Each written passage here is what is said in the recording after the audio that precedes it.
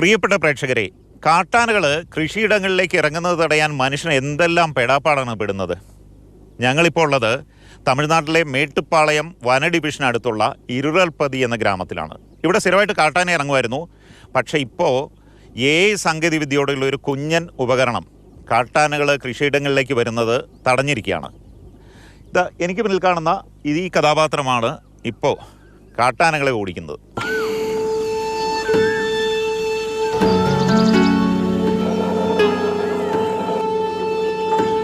ഈ ഉപകരണം എങ്ങനെയാണ് ആനയെ ഓടിക്കുന്നതെന്ന് ഞാൻ പറഞ്ഞുതരാം.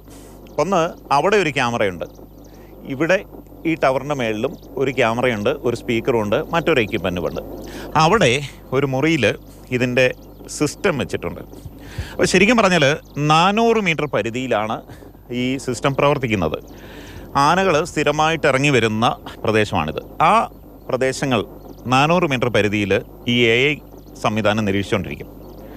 ഈ ആന എവിടെ വന്നാലും, ഈ പ്രദേശങ്ങളിൽ എവിടെ തലപൊക്കിയാലും ഇവിടെ നിന്ന് വലിയ ശബ്ദത്തിൽ അലാമടിക്കും. അതായത് ഈ ആനകളുടെ എല്ലാം ചിത്രങ്ങൾ AI സാങ്കേതികവിദ്യയോടെ ഈ സിസ്റ്റത്തിൽ സേവ് ചെയ്തിട്ടുണ്ട്. അപ്പോൾ ഈ ക്യാമറയിൽ ഈ 400 മീറ്റർ പരിധിയിൽ എവിടെ ആന പൊങ്ങിയാലും ഈ സിസ്റ്റത്തിൽ നിന്ന് മെസ്സേജ് ആയിട്ട് വരും, ഈ ആന ഇവിടെ എത്തിയിട്ടുണ്ടെന്നുള്ള സന്ദേശം കൊടുക്കും. ഇത് ഭയങ്കരമായ ശബ്ദം കൊടുക്കും. 108 ആംബുലൻസ് പോകുന്ന ശബ്ദം, വലിയ ശബ്ദത്തിൽ നാട്ടുകാരെല്ലാം കൂടെ ഓടി വന്ന് ആനയെ ഓടിക്കുന്ന ശബ്ദം, പിന്നെ ട്രെയിൻ പോകുന്ന ശബ്ദം, വെടിവെക്കുന്ന ശബ്ദം, അങ്ങനെ വിവിധതരം ശബ്ദങ്ങൾ ഇങ്ങനെ മാറി മാറി അടിച്ചുകൊണ്ടിരിക്കും. അപ്പോൾ അതുകൊണ്ട് ഈ ആന വിചാരിക്കും ഇത് വരികയാണ്.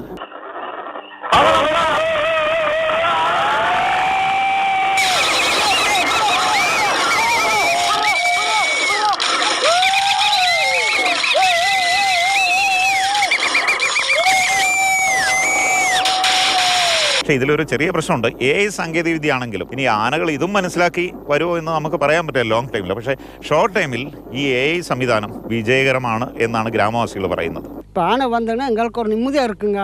சத்தம் போட்டாலும் நம்ம பார்த்துக்குறோம். எங்களுக்கு நைட்டு பகல் தூக்கம் இல்லாமல் இருந்தோம். தூங்கவே முடியாதுங்க. இந்த மாதிரி போட முன்னாடி தூங்கவே இல்லைங்க. எங்களுக்கு எந்த இடத்துல எப்படி வருது என்ன போகுதுன்னு நம்மளுக்கு தெரியாது.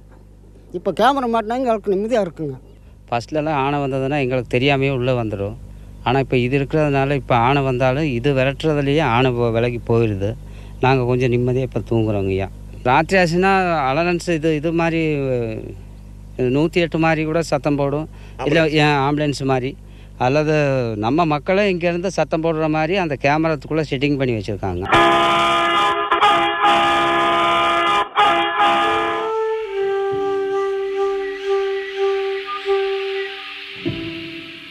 அது வந்ததுக்கப்புறம் நாங்கள் அது சேதம் பண்ணதுக்கப்புறம் தான் எங்களுக்கு தெரியும் அது வந்திருக்குன்றது. அதுக்கப்புறம் தான் மக்கள் என்ன பண்ணுவாங்க, எங்களுக்கு ஃபோன் பண்ணுவாங்க, ஃபாரஸ்ட்டுக்கு ஃபோன் பண்ணுவாங்க, ரேஞ்சருக்கு ஃபோன் பண்ணுவாங்க. அப்புறம் அவங்கெல்லாம் வண்டி எடுத்துகிட்டு வந்து அதெல்லாம் விரட்டுவாங்க. இப்போ என்ன அப்படின்னா, இந்த மிஷின் மாட்டினதுலேருந்து அது வந்து தானாகவே அப்சர்வ் பண்ணிக்குது. அந்த யானை வந்துச்சுனாவே அந்த ஒரு 500 மீட்டர்ஸ்லேயே வந்து அதை அப்சர்வ் பண்ணி அலாரம் ரைஸ் பண்ணதுனால மக்களும் வந்து அலாரம் அடித்தாவே வந்து யானை வந்துருச்சுன்னு புரிஞ்சுக்கிறாங்க, அலர்ட் ஆகிடுறாங்க. இது வந்து ஃபாரஸ்ட்டுக்கும் டைரக்ட் கனெக்ஷன் இருக்கனால அவங்களும் வந்து அலர்ட் ஆகிக்கிறாங்க. കഴിഞ്ഞ 6 മാസമായിട്ട് ഇവിടുത്തെ ഗ്രാമീണർ AI സാങ്കേതികവിദ്യയുടെ സഹായത്തോടെ കാട്ടാനകളെ പറ്റിച്ചുകൊണ്ടിരിക്കുകയാണ്.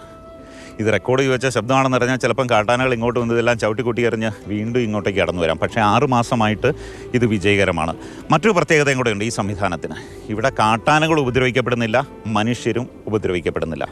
ഇത്തരം പരീക്ഷണങ്ങളൊക്കെ തമിഴ്നാട്ടിൽ വിജയകരമായി പ്രവർത്തിക്കുന്നുണ്ട്. നമുക്കിതൊക്കെ ആകാം. എന്തായാലും കാട്ടാനകളെ ഓടിക്കാനുള്ള മനുഷ്യൻ്റെ ഓരോരോ കണ്ടുപിടുത്തങ്ങളെ മേട്ടുപ്പാളയിൽ നിന്ന് ക്യാമറമാൻ ബിനു തോമസിനും വിനീഷ് പറവൂരിനൊപ്പം ബിജു പങ്കജ്, മാതൃഭൂമി ന്യൂസ്.